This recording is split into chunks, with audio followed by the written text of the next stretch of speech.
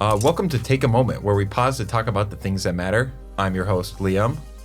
In this episode, we're looking at the connection between substance use, stress, and what support really looks like.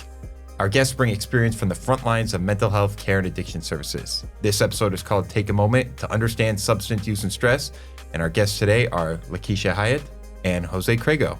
Why don't you guys introduce yourself? Whoever wants to start. Hi, I'm Jose Crego. I'm the CEO of Whiting Forensic Hospital here in Middletown, Connecticut. I'm a clinical social worker by education and training. Happy to be here. Thank you, Liam. Happy to have you. Hello, I'm Lakisha Hyatt.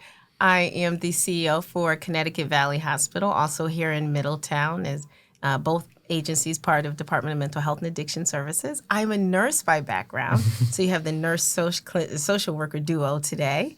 And just really excited to be here to talk about this very important topic. Well, thank you for being here, and thank you both.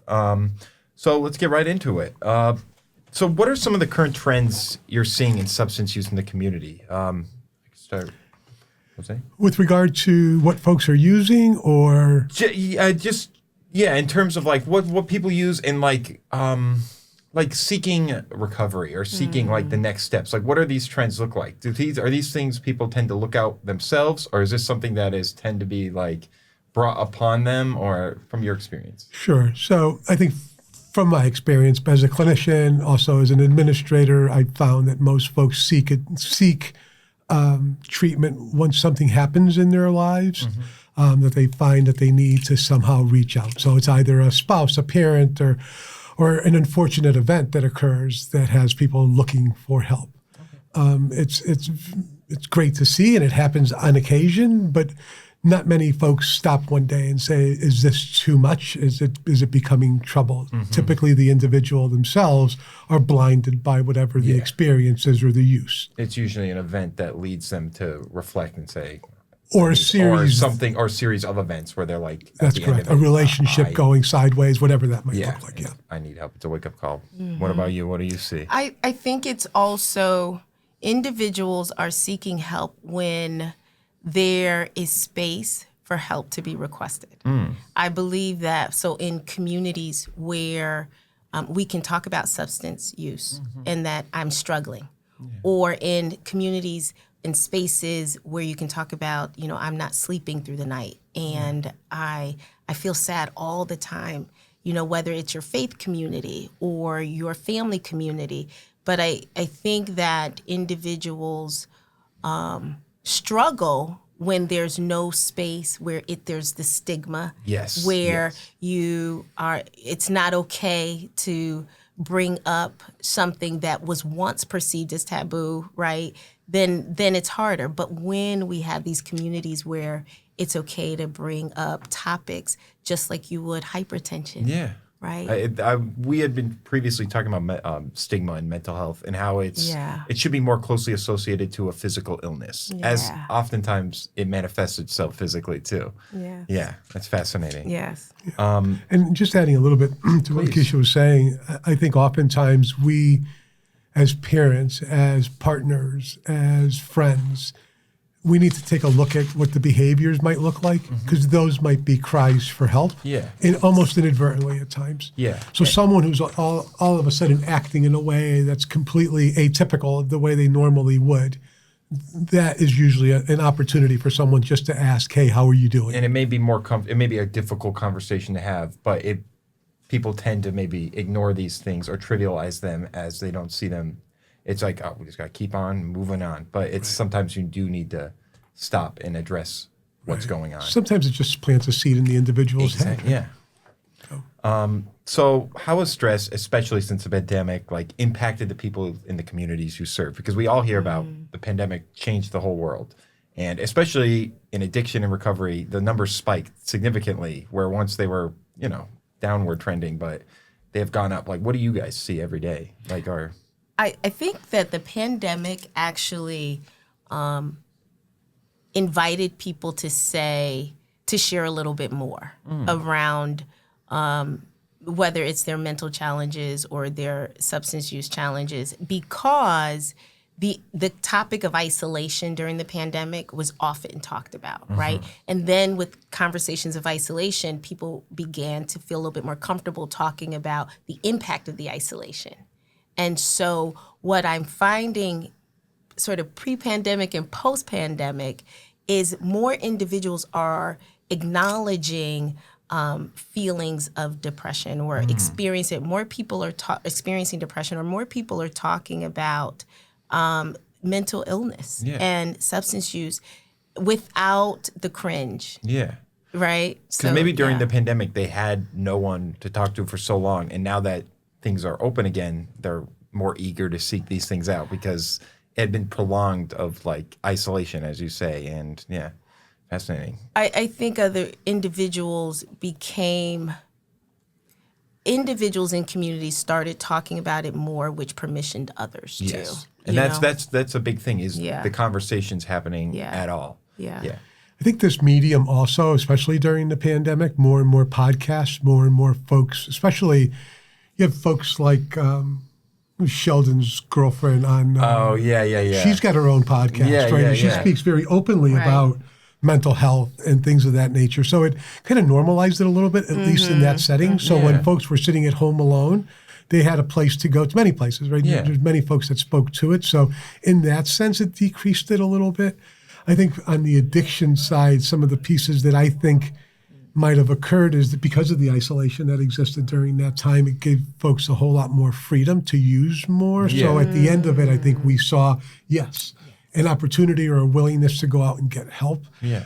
But it had been so long and in such an isolative way of using that what we were seeing was pretty bad. Yeah, that substance abuse or use is a coping mechanism essentially for these people. So or Absolutely. for anyone, So Yeah, addiction is a symptom, not the problem. It's not, right? yes, exactly. Exactly. Great point. Yeah.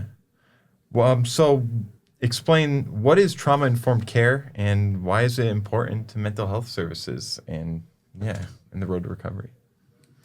So I think trauma-informed care is just understanding what an individual might have gone through at one point or another in their lives, whether you might not fully understand it, fully comprehend it.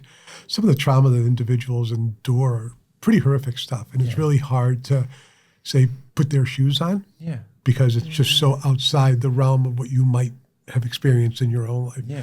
But understanding that someone might be impacted by something that you're not aware of, just having that mindset, right? That not everything that we consider safe is safe for everyone. Yeah. That's really the premise of trauma-informed care. Yeah. Where you find someone, for some folks, being alone in a room might be very comforting. You take a look at something that just came out in the news, this young man in Waterbury that was held in a room for 20 years. Could you imagine how he might feel in a room by himself?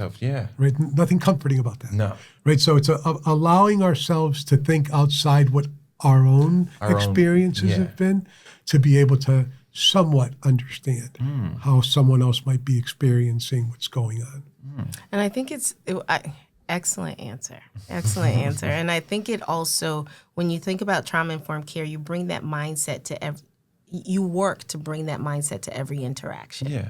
So, yes, in healthcare, but there is a care that's being provided in every exchange, right? And so what there's an acknowledgement is, I don't know your story. And so you engage people recognizing that I may not know the fullness of your story and I can't make assumptions, right? So you bring that to every exchange. It's the knowledge that you don't know everything. That's right. Yeah. And that there's something that could be in there yesterday that is impacting them today. Yeah.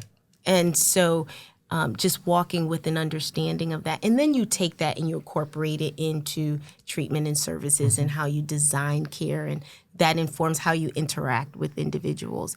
It means also ensuring that the individual you're caring for or walking alongside, because that's how we frame care, you're walking alongside them in their recovery, that they're in control of that care, that they make the decisions and we bring the tools to the table. Yeah. So what does it look like to treat addiction as a health issue and not as a moral failing? Because that's the stigma around addiction, is that it's a personal failing. This person has no self-control, just white knuckle it, as they say. But What does it look like to treat addiction as a health issue? Like, what does that contain? I just say it's starting to get to know the individual, right? If Nancy Reagan said once, just say no. If that worked, there'd be no addiction issue. Yeah. Right? It's just, If only. it'd be as easy as that. The reality of it is, as we mentioned earlier, that addiction is really a symptom of an underlying situation. It's a coping skill. Yeah. And if we're honest, it works. If you want to detach, it works. It's an unhealthy, maladaptive coping skill. And addiction, I'm talking about anything. It could be drugs and alcohol, which is the predominant source of addictive issues. But today we're seeing more and more gambling addiction. We're seeing sex addiction. We're seeing all of those types of addictions. And the primary thing that they serve to do is to get someone out of a negative situation. It allows us to avoid. Once we start to understand that what we're really asking someone to do is take away something that has worked for them, something that has benefited them for a long time. And typically, I'd say 99% of the time, the individual seeking treatment for addiction knows that it's time to stop. But it's a struggle because it's served them in this really kind of weird, funky way. It has served them.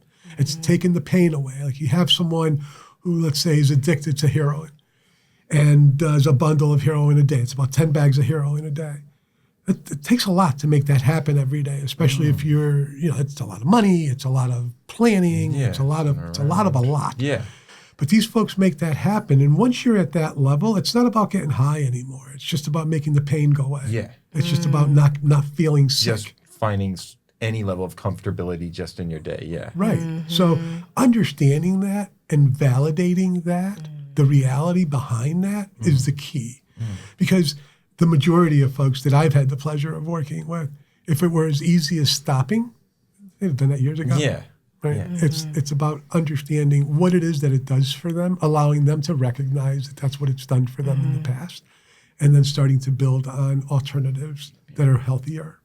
Yeah, well said. And I think it's understanding your question talked about the treatment of addictions, and I think it's important to note that it's treatment we're focused on because it really is a physiological reality that we're partnering with the individual to walk through their recovery regarding, right? So it's not about, it's helping them to understand, just as you would, as I shared earlier, hypertension or diabetes, or it's something your body, you're physiologically experiencing, and we're gonna walk you through, and there are treatment and services that really have been shown to be effective. And I think, remembering I'm a nurse, having those conversations with individuals that I remember sitting down with someone and they were so upset at the state they had found themselves in. And they were so hard on themselves. I mean, and how could I get here, and we talked about, and I had just worked with them around some hypertension medications and so forth and helping them to understand. And I said, now let's talk about what treatment you're going to walk through for this reality that you found yourself in terms of your addiction to alcohol. Yeah. And I said, you see how we were able to talk about this hypertension medication and the treatment, and you were receptive and you could understand that my body just needs this because there is this challenge and this physiological challenge, and this medication helps that physiological challenge. So it's true that we have treatments that we can work with you regarding your addiction in response to aid in the physiological and social realities that you're experiencing because of your addiction. And I mean having to slow it down and talk through that, and bring those two realities together in that moment. Yeah. I could watch the person exhale because it looked like they were decreasing the judgment on themselves. Exactly. I was just going to say. On themselves. It's the self-hatred that they have towards their addiction, or they hate themselves because of the addiction, but it becomes this cycle almost after a point. Yes, and it was just to raise the parallel in that moment, help them to exhale just a tad, right? So I just wanted to share that. No, and I think that's something that's important. And as a society as a whole, we need to do more of is recognizing these things as illness, as real illness and not as something else. Yeah. Yeah, and going back a little bit to the trauma-informed Please, care, yeah. or just to fully understand the individual in the moment, someone who struggled with addiction for a long period of time, there's usually this wreckage that's occurred in their past, right? And that comes with a tremendous amount of shame and guilt associated with it, right? So it's really important to acknowledge that that is their past, that these things did occur, right? But you got to move forward from today, right? And allowing the individual to process what's happened in the past so that it can stay in the past and not become this determinant of who they might be today. Yeah. So how are hospitals and agencies collaborating to improve access and support, as far as you know, like in your respective fields? I think that it's partnerships. So, and to continue to partner with local community colleges and local community service organizations to raise awareness, which is what we're talking about today, right? In terms of the mental health fair. Hospitals, agencies, we can create the services, but we need people to come and utilize the services, and people can't utilize what they don't know about, and then it becomes a vicious cycle. And so we as leaders in these agencies have to really have a presence in the community to raise awareness. And that's one of the major efforts. This today is actually is an example of those efforts, raising awareness and making sure that we maintain visibility in the community to let them know the various services that are available, whether through the global Department of Mental Health and Addiction Services, the agency at large, in terms of resources, whether it's using 911 or other resources. Yeah. It's not only education on the services that are available, but it's education on the disease itself. Yes, on both fronts, right? Exactly. Yeah, I would just add, just exactly what Lakisha said. It was very well put. Our agency, our overarching agency, the Department of Mental Health and Addiction Services, does a lot to provide services. Obviously, that's what we head up facilities that do just that, but also our agency does an awful lot around education, putting funding behind things like the 211, 911, 988 is a great number that folks can call today for resources, and that's ongoing, 24-hour a day. You can text, so it's really moving up with technology. So it's those things, just making more accessible the ability to receive information and receive knowledge on what's going on. And oftentimes, not just for the person who's suffering, but for the family members, right? Because if we look at addiction, we've got to look at it as a family illness, and it impacts everyone in the family. And it can be genetic oftentimes. Absolutely. Yeah, there is definitely a genetic component. Fascinating. So what's one thing the community can do to reduce stigma or towards addiction in general? Like, what's something that we can do? I mean, this conversation itself, I guess, is an example of that. But what else can we do? Like, go ahead.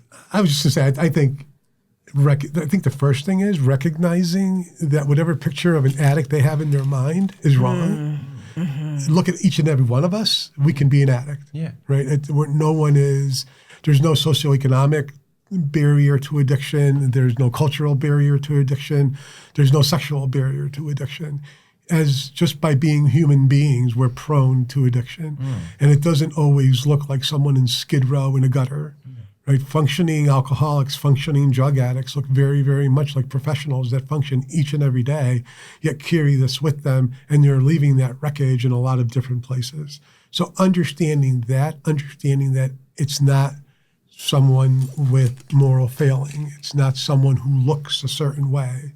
It's the openness that it can be any one of us, I think is a good first step. There's no cookie cutter to either an addict or what an addict's recovery looks like either. Absolutely. Yeah. Very well said. Yeah. Be mindful of labels.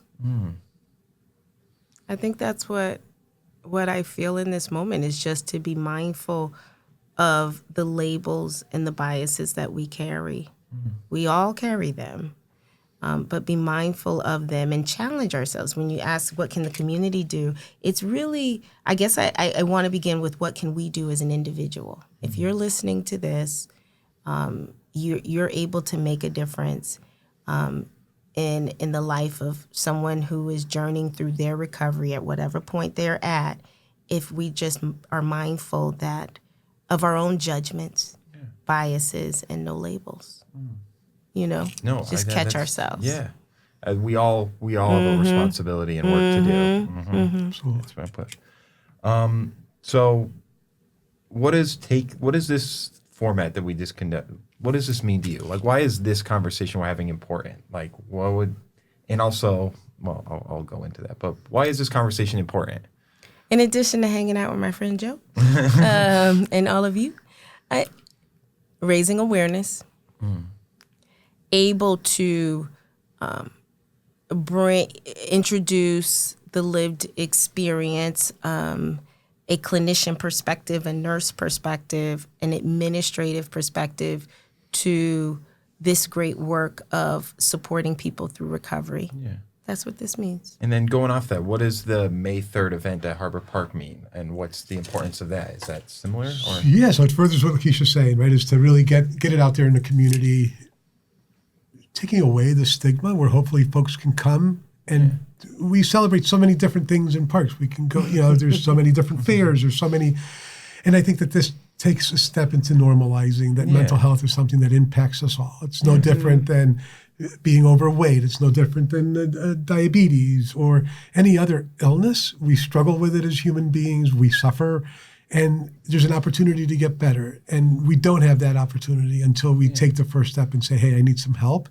And that doesn't matter if you have diabetes or you're a drug addict. It's the same. That principle is the same. Step you must The unfortunate part is that the stigma doesn't exist with diabetes. I guess in some circles it might, but for the most part, it doesn't to the extent that it does with mental health or substance abuse. So that's the hope here, that folks can come out and see that we're all there, that we all look alike, but we all carry a little something inside that we're struggling with, and that's part of the human condition. And hopefully that normalizes it for a lot of folks. So just giving folks an opportunity to come and learn on that day, hopefully take away a little bit of the stigma.